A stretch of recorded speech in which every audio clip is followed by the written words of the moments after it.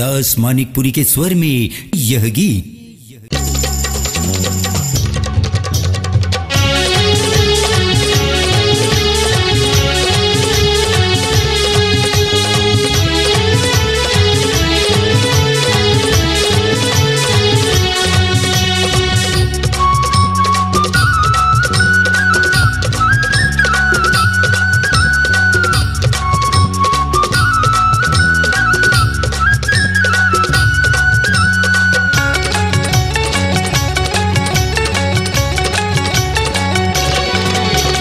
वाहर टुरी कजरेली तय कमाल कर देवो, वाहर टुरी कजरेली तय कमाल कर देवो, का मोहनी तय डार मुला कंगाल कर देवो, वाहर टुरी कजरेली।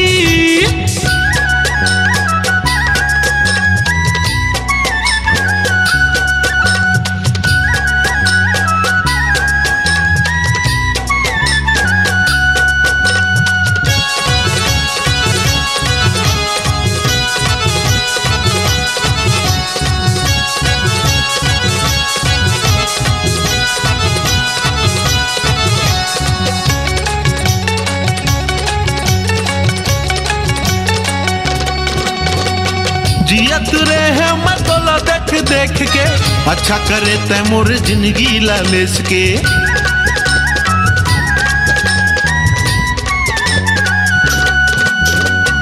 जियत रहे मतोला देख देख के, अच्छा करे तैमूर जिंदगी लालिस के।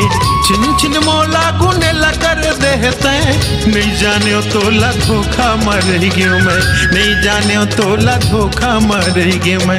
मोर मयाला आगी लगा के, मोर मयाला आगी लगा के फरार हो गे रे, का मोहनी तय डार मोला कंगाल कर देवो, वाहर टुरी कजरेली।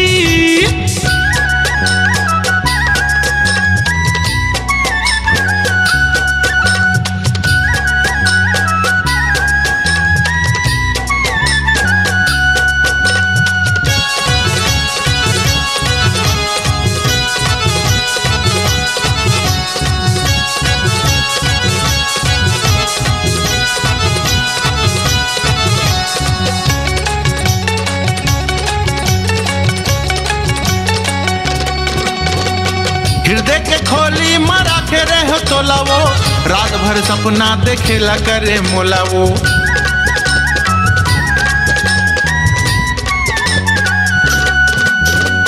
हृदय के खोली मारा के रहो तोलावो, रात भर सपना देखेला करे मुलावो।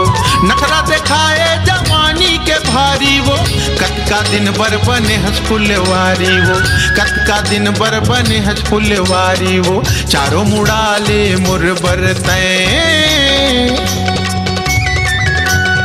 चारों मुड़ा ले मुर बरते, अंधियार कर देवो, का मोहनी तय डारे मोला कंगाल कर देवो, वाहर टुरी कजरेली तय कमाल कर देवो, वाहर टुरी कजरेली तय कमाल कर देवो, का मोहनी तय डारे मोला कंगाल कर देवो, वाहर टुरी कजरेली तय कमाल कर देवो, का मोहनी तय डारे मोला कंगाल कर देवो, वाहर टुरी कजरेली।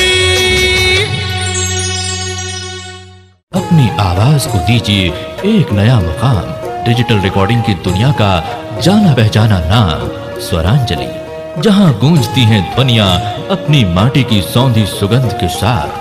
छत्तीसगढ़ी संगीत के विविध रंग जो पहुंचाते हैं पूरे प्रदेश में डिजिटल रिकॉर्डिंग के संग।